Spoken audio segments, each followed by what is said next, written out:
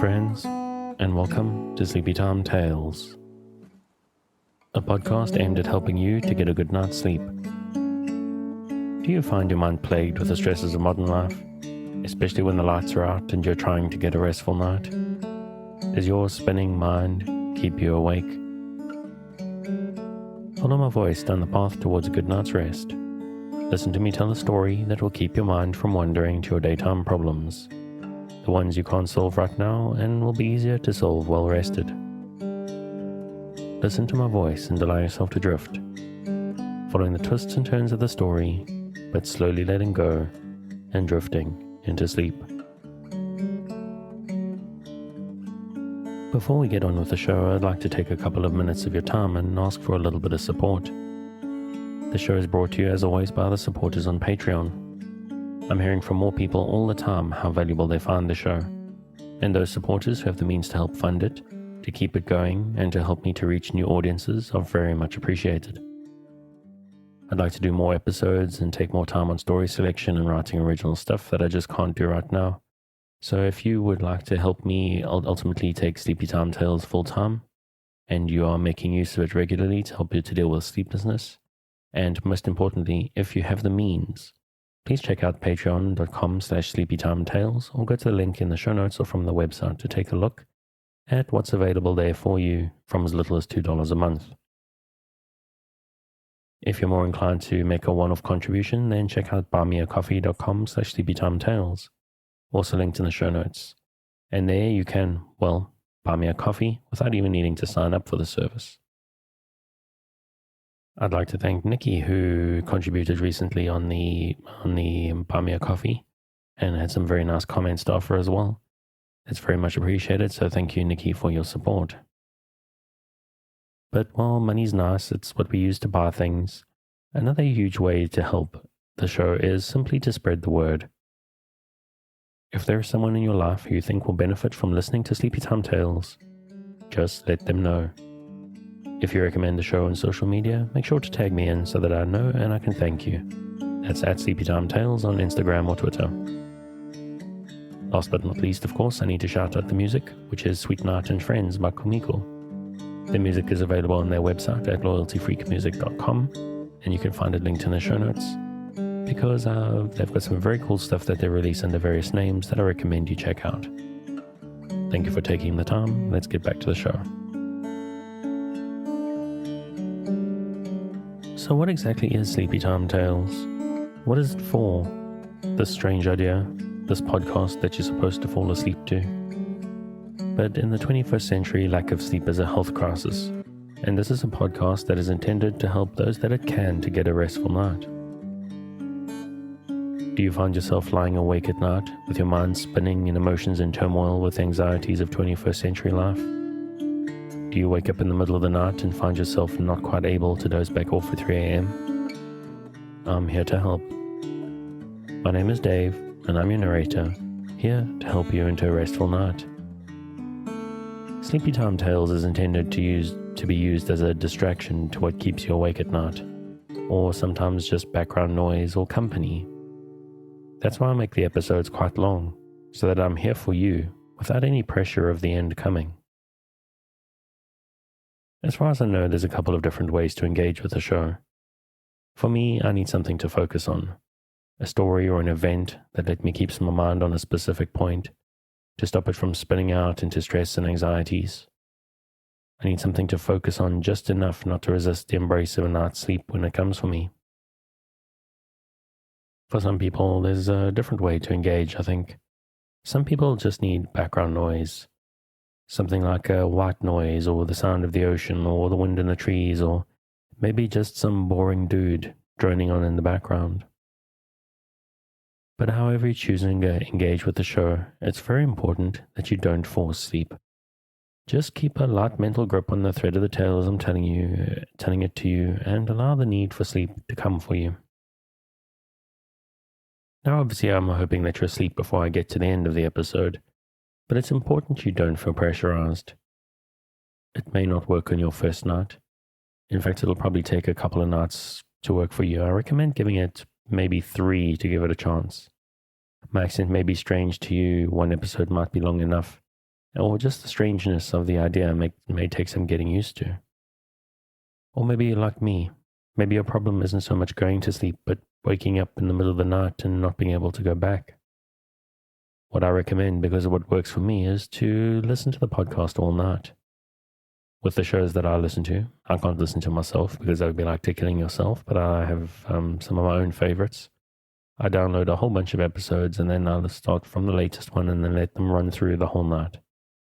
That way, when 3 a.m. comes and I find my eyes drifting awake and me not being able to go back to sleep, I just pop my earbuds back in and waft back, go back to sleep as if nothing had ever happened. I even do the same thing sometimes if I wake up before my alarm goes, sometimes 30 minutes or 60 minutes, and then waft back to sleep again, and I'll get what I sometimes find is the actually most satisfying part of my night. But it's very important as you listen to the show that you try to relax. If you're new to it and prone to late nights lying staring at the ceiling, this will probably seem strange to you. So just give it a chance. Because I'm here to work with you, to create a safe space, a cocoon in which you can curl up and allow nature to take its course. So if you're still with me, thank you for staying. If you're already asleep, we'll chat again soon. And of course, you aren't hearing me, except maybe in a dream.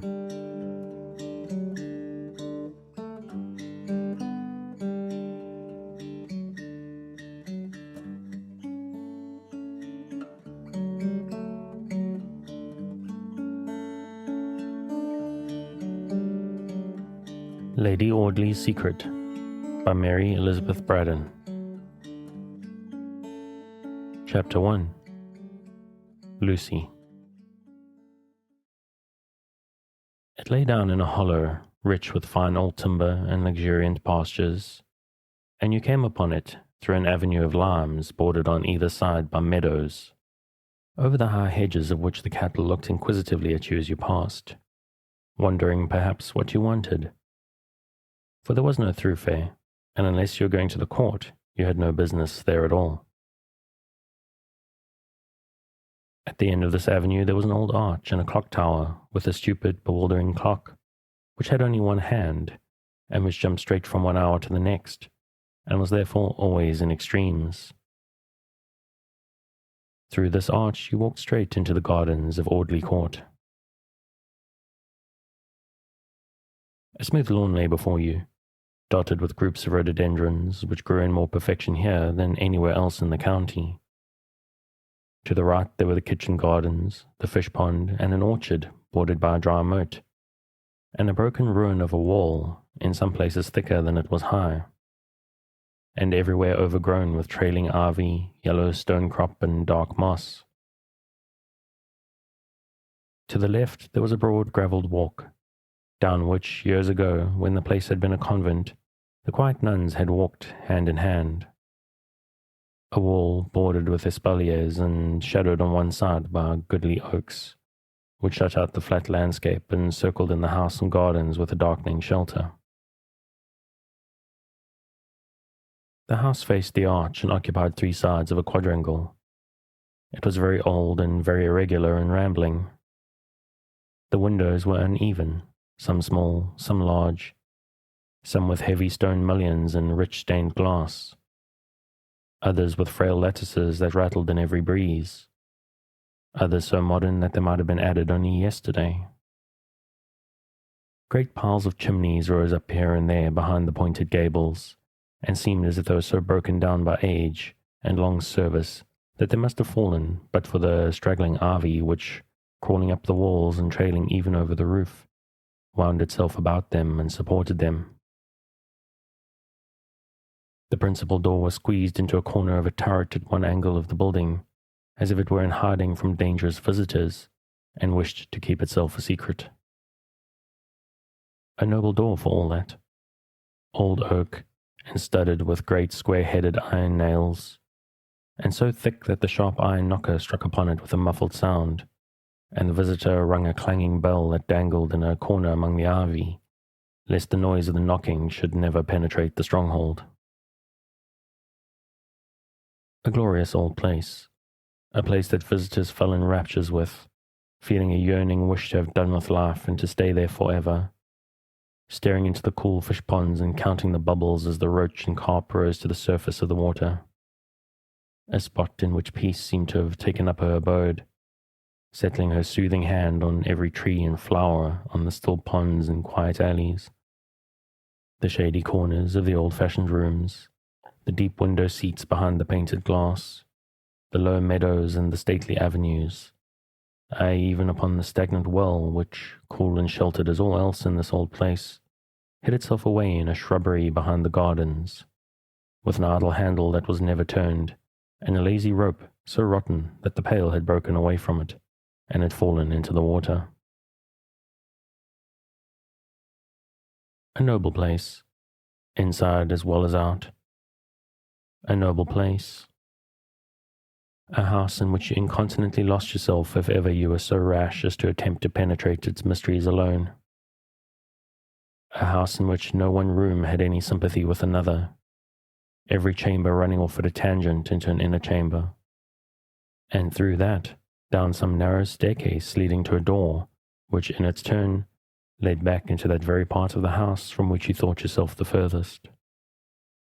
A house that could never have been planned by any mortal architect, but must have been the handiwork of that old builder, Time, who, adding a room one year and knocking down a room another year, toppling down a chimney coeval with the Plantagenets, and setting up one in the style of the Tudors, shaking down a bit of Saxon wall, allowing a Norman arch to stand here, throwing in a row of high, narrow windows in the reign of Queen Anne, and joining on a dining room after the fashion of the time of Hanoverian George I, to a refectory that had been standing since the Conquest, had contrived in some 11 centuries to run up such a mansion as was not elsewhere to be met with throughout the county of Essex. Of course, in such a house there were secret chambers. The little daughter of the present owner, Sir Michael Audley, had fallen by accident upon the discovery of one. A board had rattled under her feet in the great nursery where she played, and on attention being drawn to it, it was found to be loose, and so removed, revealed a ladder, leading to a hiding place between the floor of the nursery and the ceiling of the room below. A hiding place so small that he who had hid there must have crouched on his hands and knees or lain at full length, and yet large enough to contain a quaint old carved oak chest, half filled with priest's vestments, which had been hidden away, no doubt, in those cruel days when the life of a man was in danger if he was discovered to have harboured a Roman Catholic priest, or to have had Mass said in his house. The broad outer moat was dry and grass-grown, and the laden trees of the orchard hung over it with gnarled, straggling branches that drew fantastical shadows upon a green slope. Within this moat there was, as I have said, the fish pond, a sheet of water that extended the whole length of the garden, and bordering which there was an avenue called the Lime Tree Walk, an avenue so shaded from the sun and sky, so screened from observation by the thick shelter of the overarching trees, that it seemed a chosen place for secret meetings or for stolen interviews, a place in which conspiracy might have been planned, or lover's vow registered with equal safety. And yet it was scarcely 20 paces from the house. At the end of this dark arcade there was the shrubbery, where, half buried among the tangled branches and the neglected weeds, stood the rusty wheel of the old well of which I have spoken. It had been of good service in its time, no doubt, and busy nuns have perhaps drawn the cool water with their own fair hands. But it had fallen into disuse now, and scarcely any one at Audley Court knew whether the spring had dried up or not. But sheltered as was the solitude of this Lime Tree Walk, I doubt very much if it was ever put to any romantic uses. Often in the cool of the evening Sir Michael Audley would stroll up and down smoking his cigar, with his dogs at his heels and his pretty young wife dawdling by his side. But in about 10 minutes the baronet and his companion would grow tired of the rustling limes and the still water, hidden under the spreading leaves of the water lilies and the long green vista with the broken well at the end, and would stroll back to the drawing room, where my lady played dreamy melodies by Beethoven and Mendelssohn till her husband fell asleep in his easy chair. Sir Michael Audley was 56 years of age, and he had married his second wife 3 months after his 55th birthday. He was a big man, tall and stout, with a deep, sonorous voice, handsome black eyes, and a white beard. A white beard which made him look venerable against his will, for he was as active as a boy and one of the hardest riders in the country.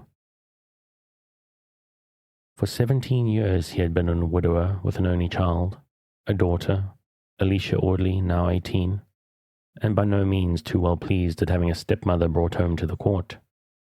For Miss Alicia had reigned supreme in her father's house since her earliest childhood, and had carried the keys and jingled them in the pockets of her silk aprons, and lost them in the shrubbery and dropped them into the pond, and had given all manner of trouble about them from the hour in which she entered her teens, and had, on that account, deluded herself into the sincere belief that for the whole of that period she had been keeping the house.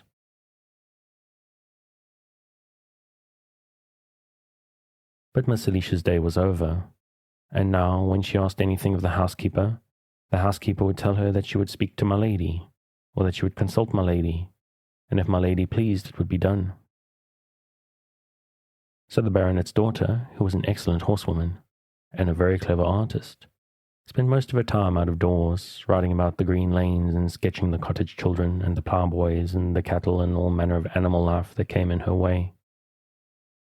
She set her face with a sulky determination against any intimacy between herself and the baronet's young wife, and amiable as that lady was, she found it quite impossible to overcome Miss Alicia's prejudices and dislike, or to convince the spoiled girl that she had not done her a cruel injury by marrying Sir Michael Audley.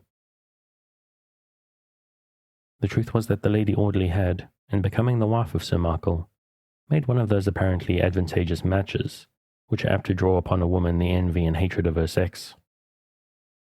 She had come into the neighbourhood as a governess in the family of a surgeon in the village near Audley Court. No one knew anything of her except that she came in answer to an advertisement which Mr. Dawson, the surgeon, had inserted in the Times. She came from London, and the only reference she gave was to a lady at a school at Brompton, where she had once been a teacher. But this reference was so satisfactory that none other was needed, and Miss Lucy Graham was received by the surgeon as the instructress of his daughters. Her accomplishments were so brilliant and numerous that it seemed strange that she should have answered an advertisement offering such very moderate terms of remuneration as those named by Mr. Dawson.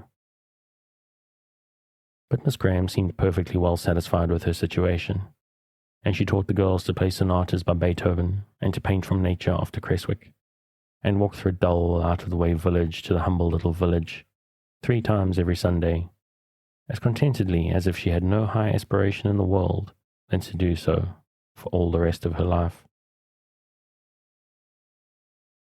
People who observed this accounted for it by saying it was a part of her amiable and gentle nature always to be light-hearted, happy and contented under any circumstances. Wherever she went, she seemed to take joy and brightness with her. In the cottages of the poor, her fair face shone like a sunbeam. She would sit for a quarter of an hour, talking to some old woman, and apparently as pleased with the admiration of a toothless crone as if she had been listening to the compliments of a marquis.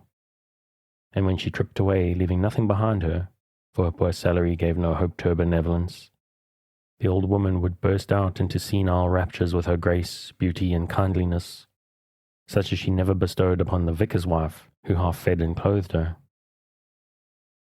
For you see, Miss Lucy Graham was blessed with that magic power of fascination, by which a woman can charm with a word or intoxicate with a smile. Everyone loved, admired, and praised her. The boy who opened the 5-barred gate that stood in her pathway ran home to his mother to tell her of her pretty looks, and the sweet voice in which she thanked him for the little service. The verger at the church who ushered her into the surgeon's pew, the vicar who saw the soft blue eyes uplifted to his face as he preached a simple sermon, the porter from the railway station who brought her sometimes a letter or a parcel, and who never looked for a reward from her. Her employer, his visitors, her pupils, the servants, everybody, high and low, united in declaring that Lucy Graham was the sweetest girl that ever lived. Perhaps it was the rumour of this which penetrated into the quiet chamber of Audley Court, or perhaps it was the sight of her pretty face looking over the surgeon's high pew every Sunday morning. However it was certain that Sir Michael Audley suddenly experienced a strong desire to be better acquainted with Mr. Dawson's governess. He had only to hint to his wish to the worthy doctor for a little party to be got up, to which the vicar and his wife and the baronet and his daughter were invited. That one quiet evening sealed Sir Michael's fate. He could no more resist the tender fascination of those soft and melting blue eyes, the graceful beauty of that slender throat and drooping head, with its wealth of showering flaxen curls, the low music of that gentle voice, the perfect harmony which pervaded every charm and made all doubly charming in this woman, than he could resist his destiny. Destiny. Why, she was his destiny. He had never loved before. What had been his marriage with Alicia's mother but a dull, jog-trot bargain made to keep some estate in the family that would have been just as well out of it? What had been his love for his first wife but a poor, pitiful, smouldering spark, too dull to be extinguished, too feeble to burn? But this was love, this fever, this longing, this restless, uncertain, miserable hesitation, these cruel fears that his age was an insurmountable barrier to his happiness, this sick hatred of his white beard, this frenzied wish to be young again, with glistening raven hair and a slim waist, such as he had had 20 years before. These wakeful nights and melancholy days, so gloriously brightened if he had a chance to catch a glimpse of her sweet face behind the window curtains as he drove past the surgeon's house. All these signs gave token of the truth, and told only too plainly that at the sober age of 55, Sir Michael Audley had fallen ill of the terrible fever called love. I do not think that throughout his courtship the baronet once calculated upon his wealth or his position as reasons for his success. If he even remembered these things, he dismissed the thought of them with a shudder. It pained him too much to believe for a moment that anyone so lovely and innocent could value herself against a splendid house or a good old title.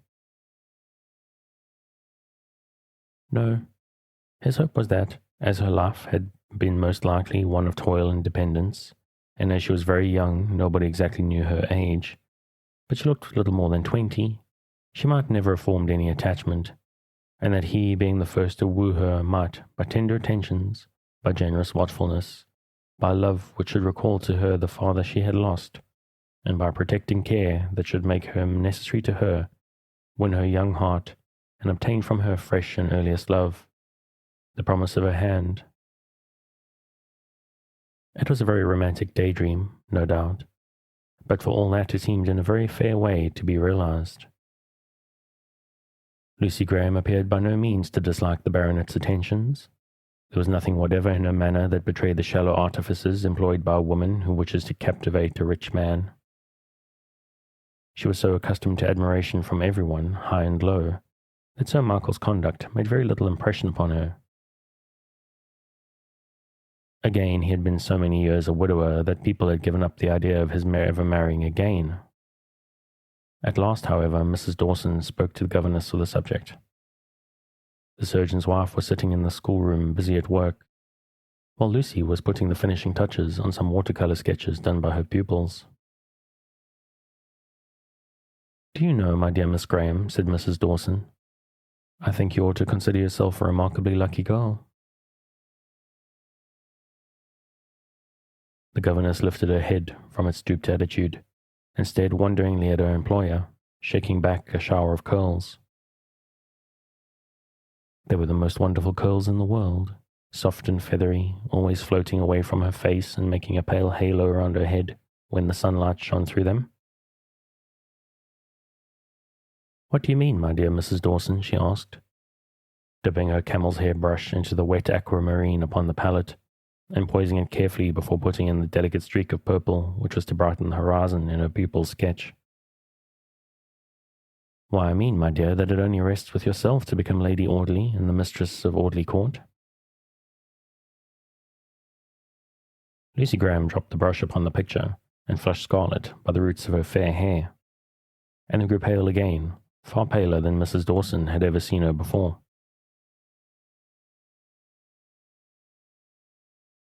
"My dear, don't agitate yourself," said the surgeon's wife soothingly. "You know that nobody asks you to marry Sir Michael unless you wish.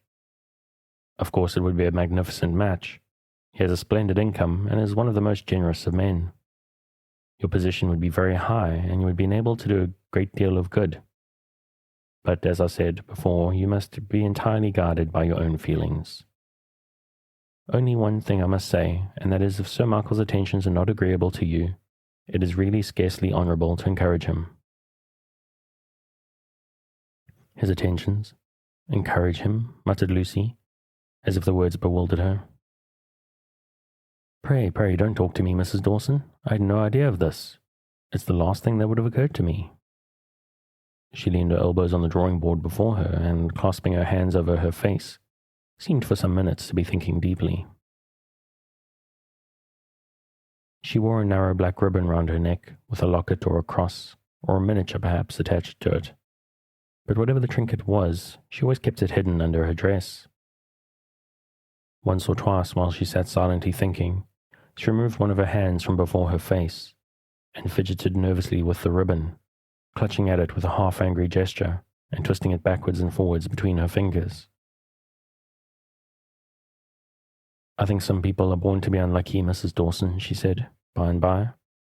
"It would be a great deal too much good fortune for me to become Lady Audley."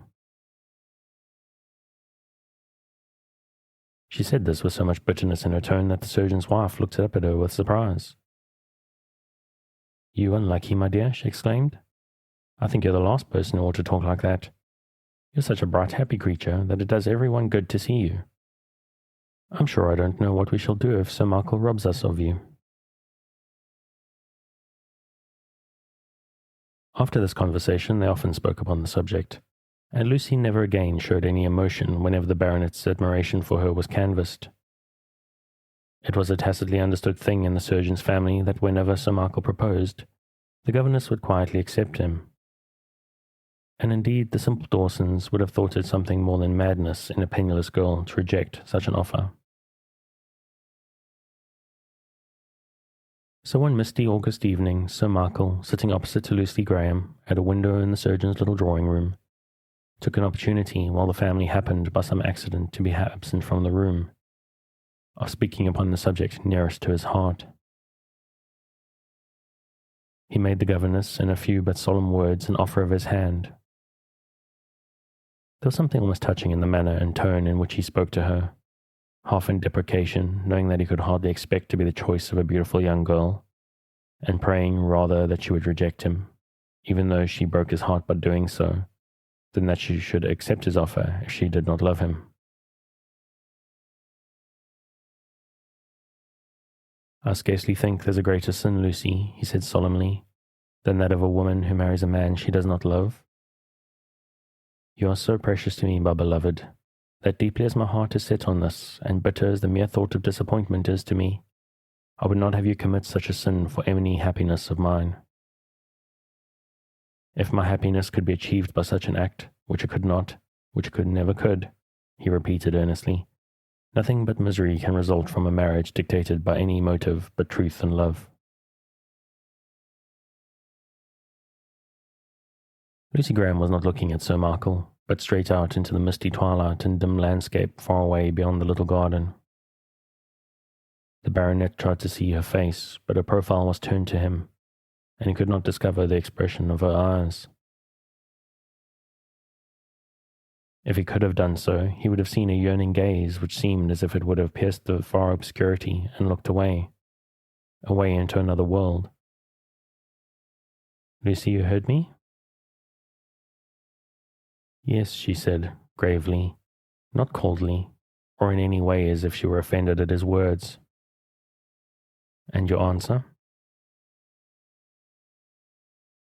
She did not remove her gaze from the darkening countryside, but for some moments was quite silent. Then turning to him, with a sudden passion in her manner that lighted up her face with a new and wonderful beauty which the baronet perceived even in the growing twilight, she fell on her knees at his feet. "No, Lucy, no, no," he cried vehemently. "Not here, not here." "Yes, here, here," she said. The strange passion which agitated her made her voice sound shrill and piercing, not loud, but preternaturally distinct. "Here and nowhere else. How good you are, how noble and how generous. Love you? Why, there are women 100 times my superiors in beauty and in goodness who might love you dearly. But you ask too much of me. Remember what my life has been, only remember that, from my very babyhood, I have never seen anything but poverty. My father was a gentleman, clever, accomplished, handsome, but poor. And what a pitiful wretch poverty made of him. My mother. But do not let me speak of her. Poverty. Poverty, trials, vexations, humiliations, deprivations. You cannot tell. You who are among those for whom life is so smooth and easy, you can never guess what is endured by such as we. Do not ask too much of me, then. I cannot be disinterested. I cannot be blind to the advantages of such an alliance. I cannot. Beyond her agitation and her passionate vehemence, there is an undefined something in her manner which fills the baronet with a vague alarm. She is still on the ground at his feet, crouching rather than kneeling, her thin white dress clinging about her, her pale hair streaming over her shoulders, her great blue eyes glittering in the dusk, and her hands clutching at the black ribbon about her throat, as if it had been strangling her. "Don't ask too much of me," she kept repeating. "I have been selfish from my babyhood."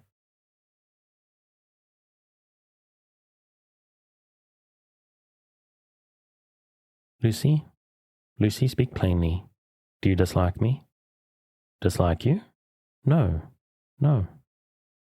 But is there anyone else whom you love?" She laughed aloud at the question. "I do not love anyone in the world," she answered.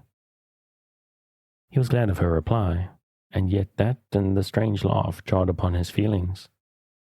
He was silent for some moments, then said with a kind of effort, "Well, Lucy, I will not ask too much of you. I dare say I am a romantic old fool, but if you do not dislike me, and if you do not love anyone else, I see no reason why we should not make a very happy couple. Is it a bargain, Lucy?" "Yes." The baronet lifted her in his arms and kissed her once upon the forehead. Then, quietly bidding her good night, he walked straight out of the house. He walked straight out of the house, this foolish old man, because there was some strong emotion at work in his breast, neither joy nor triumph, but something almost akin to disappointment, some stifled and unsatisfied longing which lay heavy and dull at his heart, as if he had carried a corpse in his bosom. He carried the corpse of that hope which had died at the sound of Lucy's words. All the doubts and fears and timid aspirations were ended now. He must be contented, like other men of his age, to be married for his fortune and position. Lucy Graham went slowly up the stairs to her little room at the top of the house. She placed a dim candle on the chest of drawers and seated herself on the edge of the white bed, still and white as the draperies hanging around her. "No more dependence, no more drudgery, no more humiliations," she said. Every trace of the old life melted away, every clue to identity buried and forgotten, except these. She had never taken her left hand from the black ribbon at her throat. She drew it from her bosom as she spoke, and looked at the object attached to it. It was neither a locket, a miniature, nor a cross. It was a ring wrapped in an oblong piece of paper. The paper, partly written, partly printed, yellow with age and crumpled with much folding.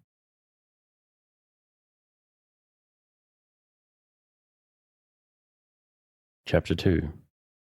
On board the Argus. He threw the end of his cigar into the water and, leaning his elbows upon the bulwarks, stared meditatively at the waves. "How wearisome they are," he said. "Blue and green and opal, opal and blue and green. All very well in their way, of course, but 3 months of them are rather too much, especially." He did not attempt to finish his sentence. His thoughts seemed to wander in the very midst of it and carry him 1,000 miles or so away.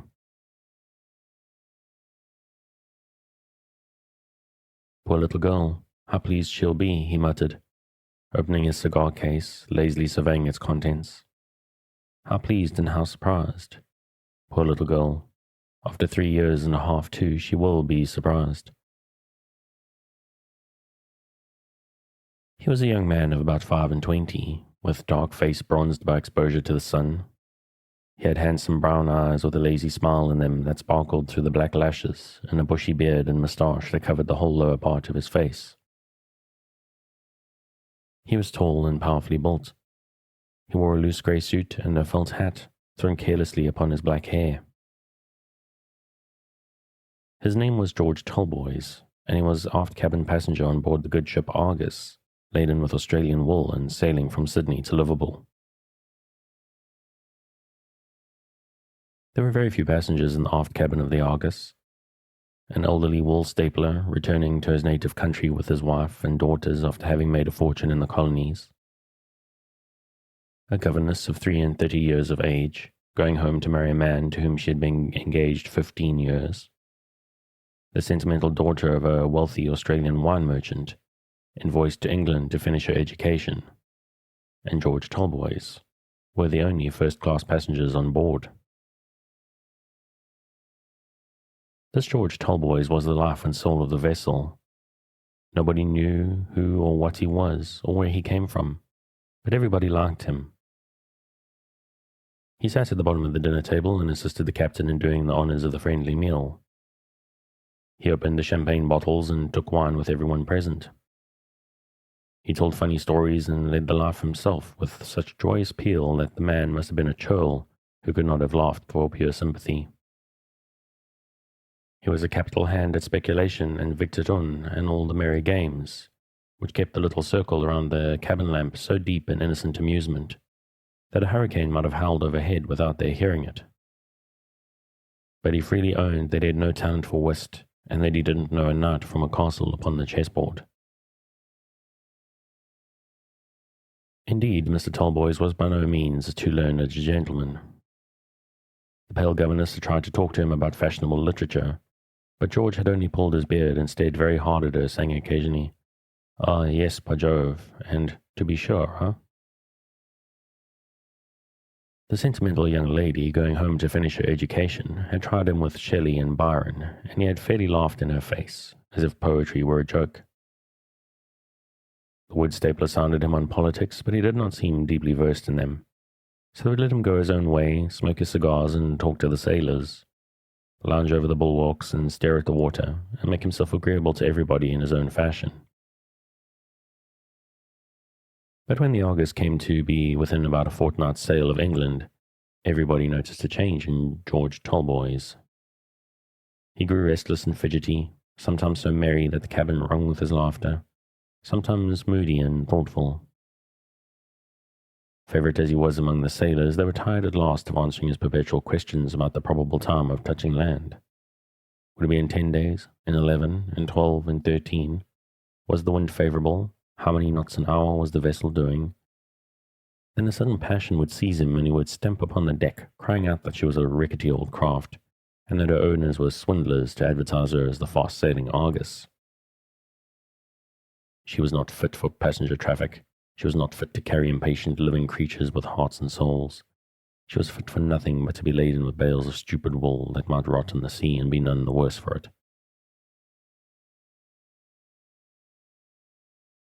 The sun was drooping down behind the waves as George Talboys lighted his cigar upon this August evening. Only 10 days more, the sailors had told him that afternoon, they would see the English coast. "I'll go ashore in the first boat that hails us," he cried. "I'll go ashore in a cockleshell. By Jove, if it comes to that, I will swim to land." His friends in the aft cabin, with the exception of the pale governess, laughed at his impatience. She sighed as she watched the young man chafing at the slow hours, pushing away his untasted wine, flinging himself restlessly upon the cabin sofa, rushing up and down the companion ladder and staring at the waves.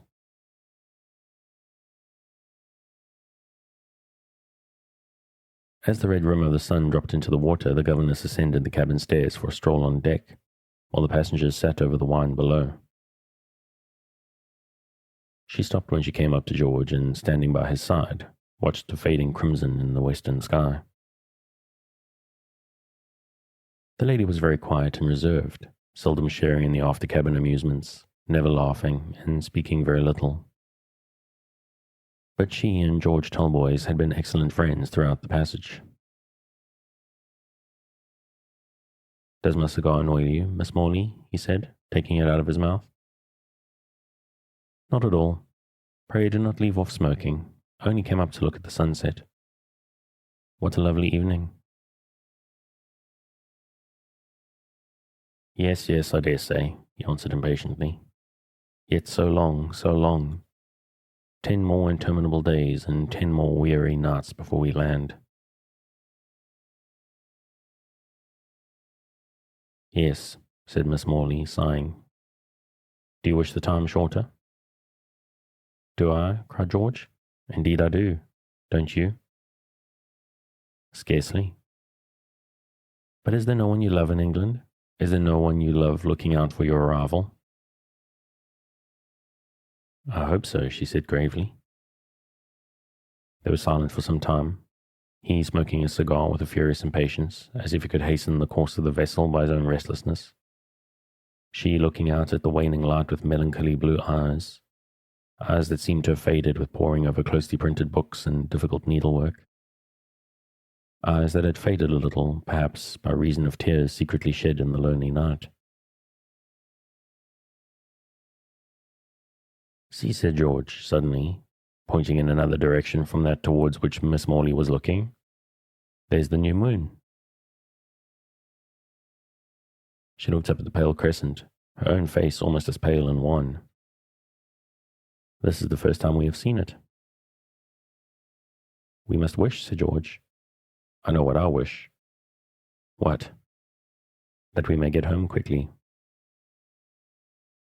"My wish is that we may find no disappointment when we get there," said the governess sadly. "Disappointment?" He started as if he had been struck, and asked what she meant by talking of disappointment. "I mean this," she said, speaking rapidly, with a restless motion of her thin hands.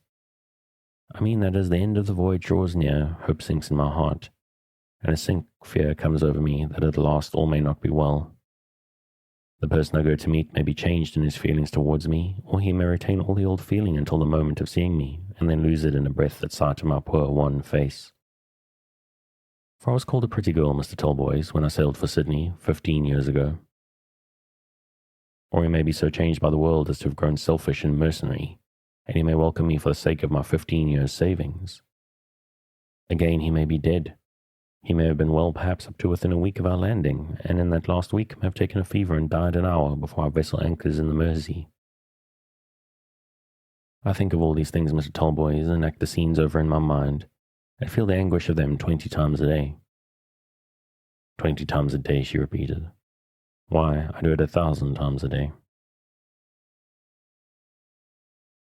George Talboys had stood motionless, with his cigar in his hand, listening to her so intently that, as she said the last words, his hold relaxed and the cigar dropped in the water. "I wonder," she continued, more to herself than to him, "I wonder, looking back, to think how hopeful I was when the vessel sailed. I never thought then of disappointment, but I pictured the joy of meeting, imagining the very words that would be said, the very tones, the very looks. But for this last month of the voyage, day by day and hour by hour, my heart sinks and my hopeful fancies fade away, and I dread the end as much as if I knew that I was going to England to attend a funeral." The young man suddenly changed his attitude and turned his face full upon his companion with a look of alarm. She saw in the pale light that the colour had faded from his cheek. "What a fool!" he cried, striking his clenched fist upon the side of the vessel. What a fool I am to be frightened at this. Why do you come and say these things to me? Why do you come and terrify me out of my senses when I'm going straight home to the woman I love, to a girl whose heart is as true as the light of heaven, and in whom I no more expect to find any change than I do to see another sunrise in tomorrow's sky? Why do you come and try to put such fancies in my head when I'm going home to my darling wife? Your wife, she said. That is different.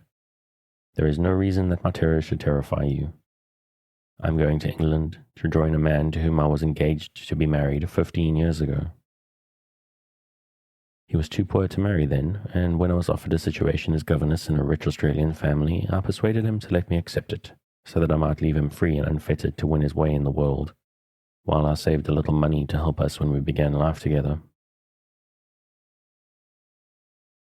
I never meant to stay away so long, but things have gone badly with him in England. That is my story, and you can understand my fears. They need not influence you. Mine is an exceptional case. So is mine, said George impatiently. I tell you that mine is an exceptional case, though I swear to you that until this moment I've never known a fear as to the result of my voyage home. But you're right. Your terrors have nothing to do with me. You've been away 15 years. All kinds of things may happen in 15 years. Now it is only 3.5 this very month since I left England. What can have happened in such a short time as that? Miss Morley looked at him with a mournful smile, but did not speak. His feverish ardour, the freshness and impatience of his nature were so strange and new to her, that she looked at him half in admiration, half in pity. My pretty little wife, my gentle, innocent, loving little wife. Do you know, Miss Morley, he said, with all his old hopefulness of manner, that I left my little girl asleep with her baby in her arms and with nothing but a few blotted lines to tell her why her faithful husband had deserted her. Deserted her? Exclaimed the governess. Yes. I was an ensign in a cavalry regiment when I first met my little darling. We were quartered at a stupid seaport town where my pet lived with a shabby old father, a half-pay navy officer, a rugged old humbug as poor as Job and with an eye for nothing but the main chance. I saw through all his shallow tricks to catch one of us for his pretty daughter. I saw all the pitiable, contemptible, palpable traps he set for us, big dragoons to walk into. I saw through his shabby, genteel dinners and public-house port, his fine talk of the grandeur of his family, his sham pride and independence, and the sham tears of his bleared old eyes when he talked of his only child. He was a drunken old hypocrite, and he was ready to sell my poor little girl to the highest bidder. Luckily for me, I happened just then to be the highest bidder, for my father is a rich man, Miss Morley, and was love at first sight on both sides. My darling and I made a match of it. No sooner, however, did my father hear that I had married a penniless little girl, the daughter of a tipsy old half-pay lieutenant, than he wrote me a furious letter telling me he would never again hold any communication with me, and that my yearly allowance would stop from my wedding day.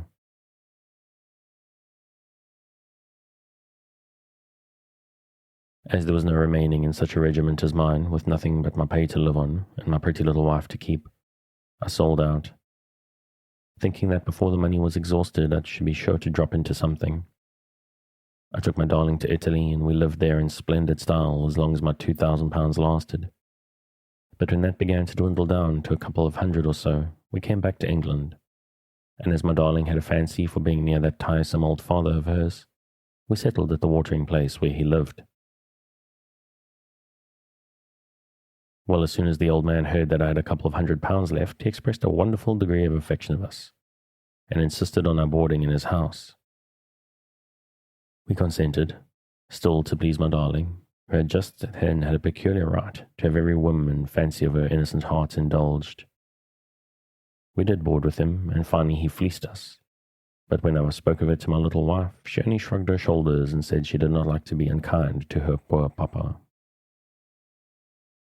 So poor papa made away with our little stock of money in no time, and as I felt that it was now becoming necessary to look for something, I ran up to London and tried to get a situation as a clerk in a merchant's office, or as an accountant or bookkeeper or something of that kind. But I suppose there was the stamp of a heavy dragoon about me, for do what I would, I couldn't get anyone to believe in my capacity.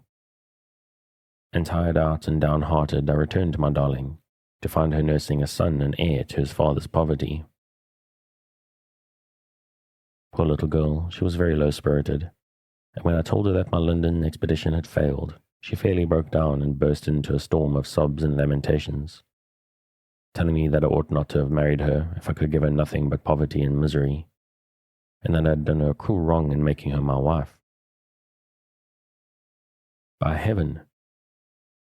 Miss Morley, her tears and reproaches drove me almost mad, and I flew into a rage with her, myself, her father, the world, and everybody in it, and then ran out of the house. I walked about the streets all that day, half out of my mind, and with a strong inclination to throw myself into the sea, so as to leave my poor girl free to make a better match. If I drowned myself, her father must support her, I thought. The old hypocrite could never refuse her a shelter. But while I live, she has no claim on him. I went down to a rickety old pier, meaning to wait till it was dark, and then drop quietly over the end of it into the water.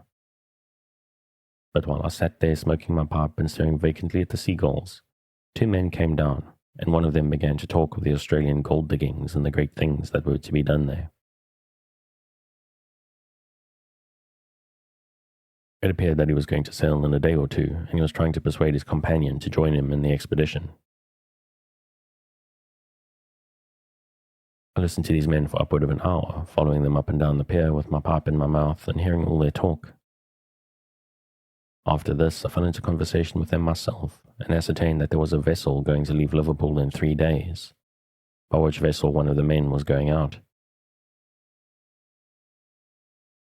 This man gave me all the information I required and told me, moreover, that a stalwart young fellow, such as I was, could hardly fail to do well in the diggings.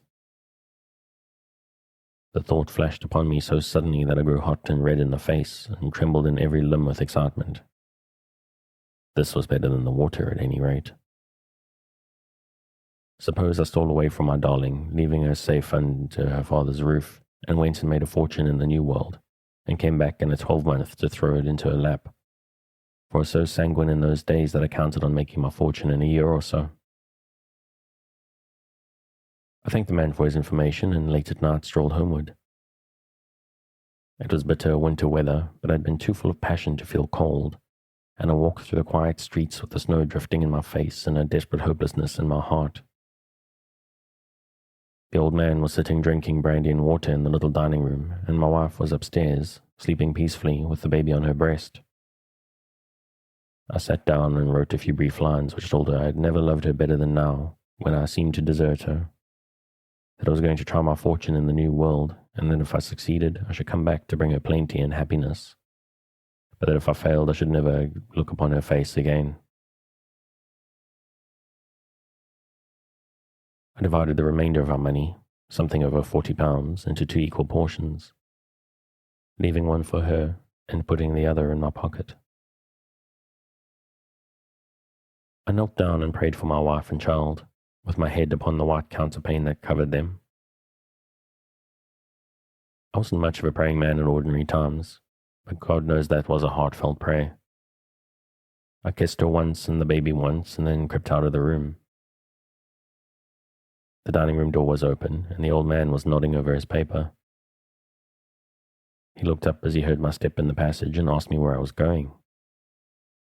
To have a smoke in the street, I answered, and as this was a common habit of mine, he believed me.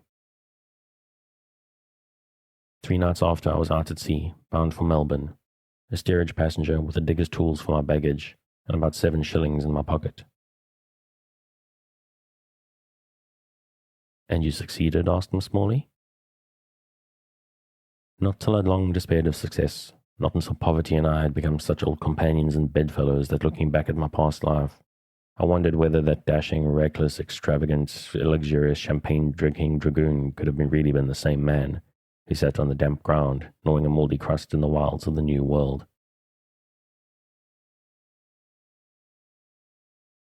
I clung to the memory of my darling, and the trust that I had in her love and truth was the one keystone that kept the fabric of my past life together, the one star that lit the thick black darkness of the future. I was hail fellow well met with bad men. I was in the center of riot, drunkenness, and debauchery.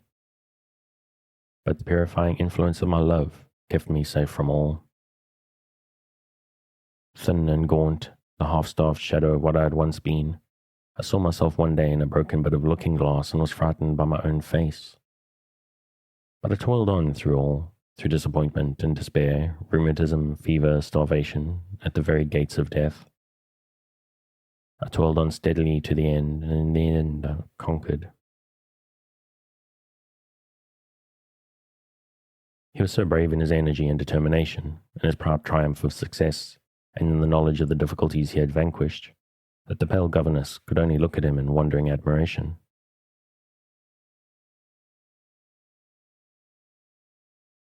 "How brave you were," she said. "Brave," he cried with joyous peals of laughter. "Wasn't I working for my darling? Through all the dreary time of that probation, her pretty white hand seemed beckoning me onward to a happy future.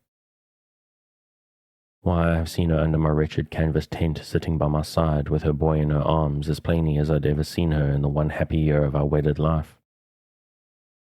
At last, one dreary, foggy morning, just 3 months ago, with a drizzled rain wetting me to the skin, up to my neck in clay and mire, half-starved, enfeebled by fever, stiff with rheumatism, a monster nugget turned up under my spade, and I was in 1 minute the richest man in Australia. I fell down on the wet clay with my lump of gold in the bosom of my shirt, and for the first time in my life cried like a child. I travelled post-haste to Sydney, realising my price, which was worth upward of £20,000, and a fortnight afterward took my passage to England in this vessel. And in 10 days, I shall see my darling. But in all that time did you never write to your wife?" "Never, till the night before I left Sydney. I could not write when everything looked so black. I could not write and tell her that I was fighting hard with despair and death. I waited for better fortune, and when that came I wrote, telling her that I should be in England almost as soon as my letter, and giving her an address at a coffee house in London where she could write to me, telling me where to find her, though she is hardly likely to have left her father's house." He fell into a reverie after this, and puffed meditatively at his cigar. His companion did not disturb him. The last ray of summer daylight had died out, and the pale light of the crescent moon only remained. Presently George Talboys flung away his cigar, and turning to the governess, cried abruptly, "Miss Morley, when I get to England, I hear that anything has happened to my wife, I shall fall down dead." "My dear Mr. Talboys, what do you think of these things? God is very good to us. He will not afflict us beyond our power of endurance. I see all things, perhaps, in a melancholy light, for the long monotony of my life has given me too much time to think over my troubles, and as my life has been all action, privation, toil, alternate hope and despair, I have no time to think upon the chances of anything happening to my darling. What a blind, reckless fool I have been. 3 years and a half and not one line, one word from her, or from any mortal creature who knows her. Heaven above, what may not have happened?" In the agitation of his mind, he began to walk rapidly up and down the lonely deck, the governess following and trying to soothe him. "I swear to you, Miss Morley," he said, "that till you spoke to me tonight, I never felt one shadow of fear. And now I have that sick, sinking dread at my heart, which you talked of an hour ago. Let me alone, please, to get over it my own way." She drew silently away from him and seated herself by the side of the vessel, looking over into the water. George Talboys walked backward and forward for some time, with his head bent upon his breast, looking neither to the right nor the left. But in about a quarter of an hour he returned to the spot where the governess was seated. "I have been praying," he said, "praying for my darling." He spoke in a voice little above a whisper, and she saw his face, ineffably calm in the moonlight.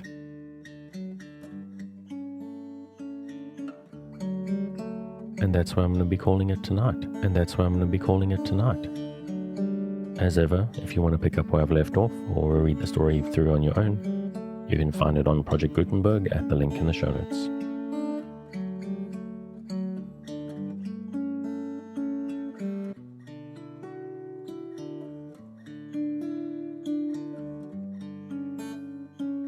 Thanks again for joining me on this episode of Sleepy Time Tales, the podcast designed around a bedtime story to help you to get a restful night.